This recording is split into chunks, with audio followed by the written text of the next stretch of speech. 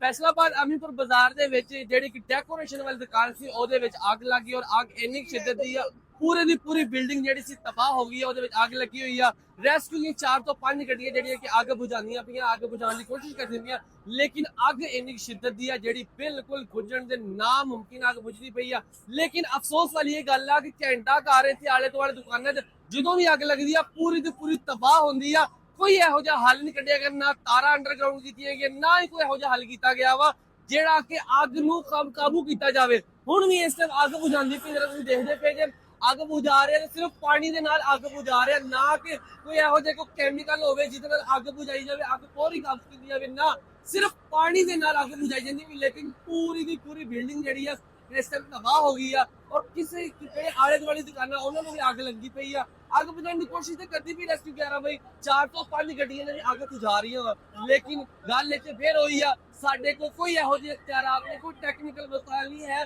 ਕੋਈ ਇਹੋ ਜਿਹੀ ਚੀਜ਼ ਨਹੀਂ ਹੈ ਜਿਹਦੇ ਨਾਲ ਅਸੀਂ ਅੱਗ ਤੇ ਪਾਈਏ ਅੱਗ ਫੌਰੀ ਰੁਕ ਜਾਵੇ ਨਾ ਸਿਰਫ ਅਸੀਂ ਪਾਣੀ ਦੇ ਨਾਲ ਅੱਗ ਬੁਝਾਉਂਦੇ ਪਏ ਆ ਔਰ ਪਾਣੀ ਨਾਲ ਅੱਗ ਬੁਝਦੀ ਨਹੀਂ ਪਈ ਅੱਗ ਤੁਸੀਂ ਵੇਖੋ ਅੱਗ ਦੀ ਕਿੰਨੀ ਜ਼ਿਆਦਾ ਸ਼ਿੱਦਤ ਆ ਔਰ ਅੱਗ ਲੱਗੀ ਹੋਈ ਰੈਸਕਿਊ ਜਿਹੜੇ ਗਿਆ ਭਾਈ ਆ ਆਪਣੀ ਮਿਹਨਤ ਕਰਦੇ ਪਏ ਆ ਅੱਗ ਬੁਝਾਉਣ ਦੀ ਕੋਸ਼ਿਸ਼ ਕਰਦੇ ਪਏ ਆ ਲੇਕਿਨ ਫਿਲਹਾਲ ਹਾਲੇ ਤੱਕ ਅੱਗ ਨਹੀਂ ਬੁਝੀ ਅੱਗ ਬਹੁਤ ਤੇਜ਼ ਆ ਜਿਹੜੀ ਪੂਰੀ ਦੀ ਪੂਰੀ ਬਿਲਡਿੰਗ ਤਬਾਹ ਹੋ ਗਈ